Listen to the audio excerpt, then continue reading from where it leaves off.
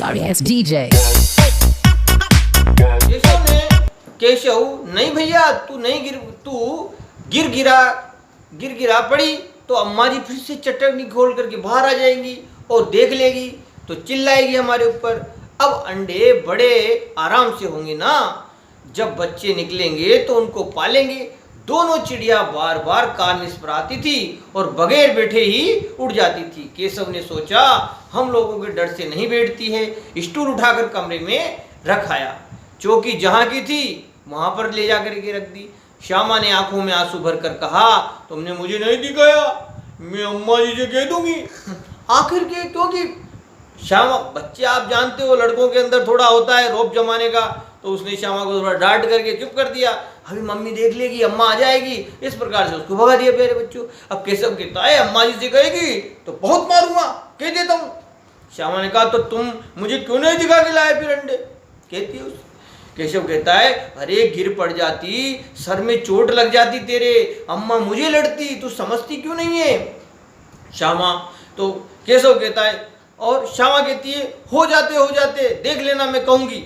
इतने में कोठरी का दरवाजा खुला और माँ ने धूप में आंखों को मसलते हुए कहा, तुम दोनों बाहर धूप में क्या कर रहे हो, तुम बाहर क्यों आए हो, मैंने कहा था ना दोपहर में बाहर मत निकलना। और किवाड़ खोल करके और उनको डांटा। किवाड़ केशव ने खोला था, लेकिन अब दोनों आपस में एक दूसरे पर जो है वो आक्षेप लगाने लगे। तो श्यामा कहती है कि किवाड़ मैंने नहीं खोले, किवाड़ भैया ने खोले थे। लेकिन श्यामा ने माँ से ये भी बात नहीं कही, उसे डर लग रहा था कि भैया पिट जाएंगे। केशव दिल में कांप रहा था कि कहीं श्यामा ने अगर हमारी बात सच्चाई बता दी तो अम्मा हमारे को डंडे मारेगी, पिटाई कर देगी। और इस प्रकार से इससे अब उसको श्यामा पर विश्वास नहीं था। श्यामा सिर्फ मोहब्बत के मारे चुप थी, या इस कसूर में हिस्सेदार होने की वजह से उसका फैसला नहीं किया जा सकता। शायद दोनों ही बातें हो सकती है, यानी वो ये भी कि वो भी तो उसके अंदर कसूरवार थी, और या उसके ऊपर अपने भाई के ऊपर प्रेम या स्नेह की भावना थी, इसलिए भी वो नहीं कह पा रही थी। दोनों ही बातें हो सकती है। माँ ने उन्हें जो है वो डांट डपट करके फिर से कमरे में बंद कर दिया। अब कमरे में बंद कर दिया और उन्होंने कहा कि जो है तुम लोग बाहर क्यों गए थे, जब मैंने तुम्हें मना कर दिया था, अभी धूप पड़ रही है, दोपहर का समय, सो जाओ, और तुम फिर भी बाहर चले गए। डांटा और डांट डपट करके उन्हें सुला करके उनके हाथ का जो बीजनी होती है पंखा उनके ऊपर चलाने लगी। और थोड़ी देर में बाद में जो है गर्मी होने के कारण लू चल रही थी, दोपहर का समय था, उन्हें बच्चों को नींद आ गई। माँ भी सो गई और किवाड़ खुले ही थे। 4 बजे का समय था प्यारे बच्चों।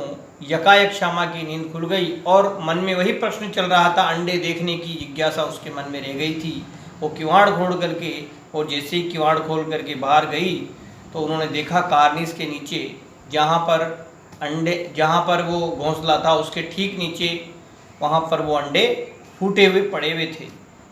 टोकरी भी पता नहीं कहाँ चली गई और उसके पाँव जो है वो उखड़ गए। वो दौड़ती हुई वापस कमरे में भागी हुई आई। उसको ये भूल चुकी थी कि अभी माँ भी यहाँ है, या माँ सोई हुई है, जाग जाएगी, हमें फिर से डांटेगी। और उसने मन का आपा खो दिया और वो फट से उसने अपने भाई को जो है केशव को उठाया, भैया भैया उठो, देखो वहाँ पर जो है वो सारी चीज़ें नीचे पड़ी हुई है, प्याली वहाँ पड़ी हुई है, टोकरी नहीं है, वहाँ पर अंडे फूटे हुए हैं।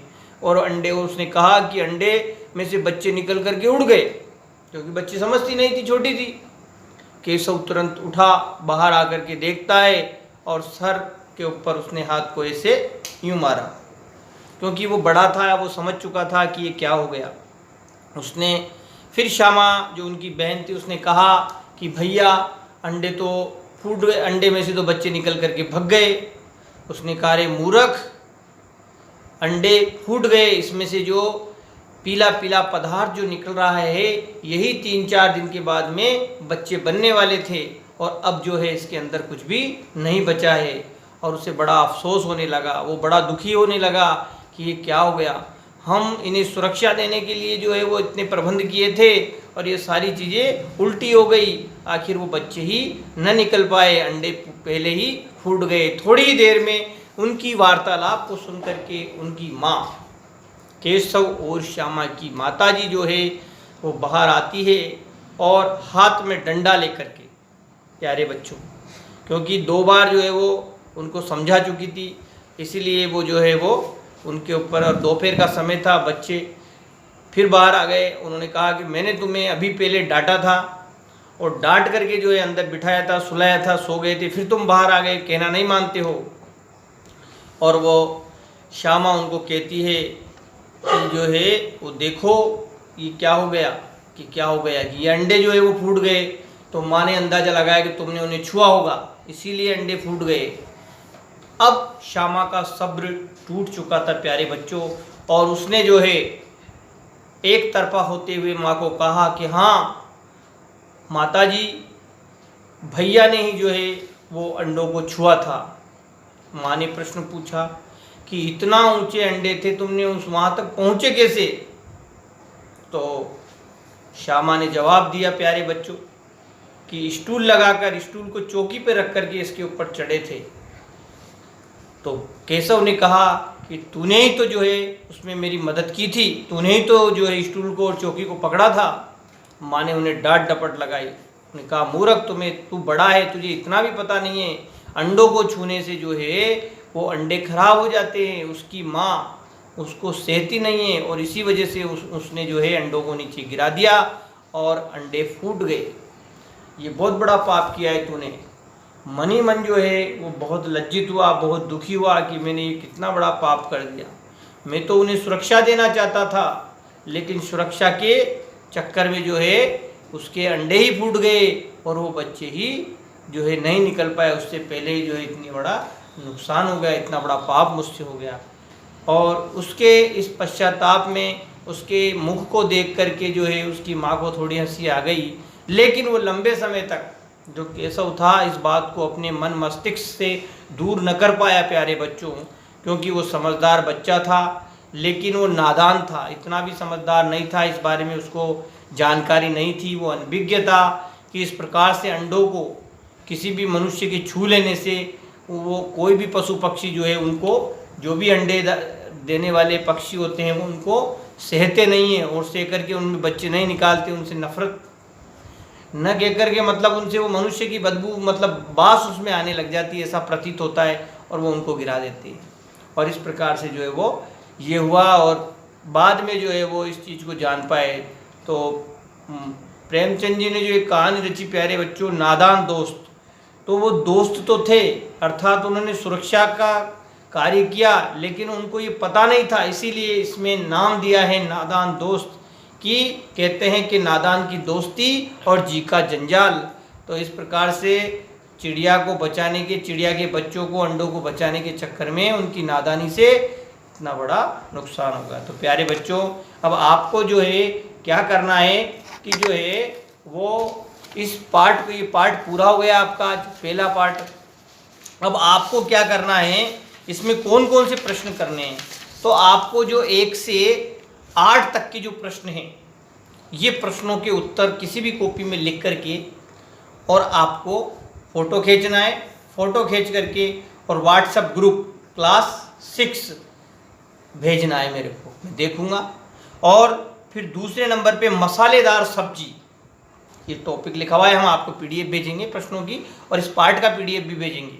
उसके अंदर से चौथा प्रश्न करना है खाली मसालेदार सब्जी में, जिसमें ये अंडरलाइन किए हुए हैं शब्द हैं, तो उनके आपको लिखने हैं। और तीसरा प्रश्न है शब्दों के अर्थ, शब्दार्थ आखिरी के अंदर। बस ये 3 प्रकार की वैरायटी के प्रश्न आपको करके कॉपी में भेजना है। कक्षा 7, 8, 9 की भी पढ़ाई हमने ऑनलाइन शुरू की है, उन्होंने भी इसका रिस्पॉन्स दे करके इनके उत्तर भेजना शुरू किए। मुझे विश्वास है कि आप सब भी इसको जो है वीडियो सुनेंगे। पहले वीडियो सुनने के बाद हम जो ये पार्ट है, इस पार्ट को पूरा एक पीडीएफ में भेज रहे हैं, उसको खोलें आप, उसमें प्रश्न भी भेजेंगे, उनको आप करें, फ़ोटो खींचें, व्हाट्सएप पर भी भेजें। और सब्सक्राइब SUBSCRIBE लाल अक्षरों में लिखा रहता है, उसको दबाएं, लाइक भी करें, ताकि इससे अपने सब्सक्राइब बढ़ेंगे।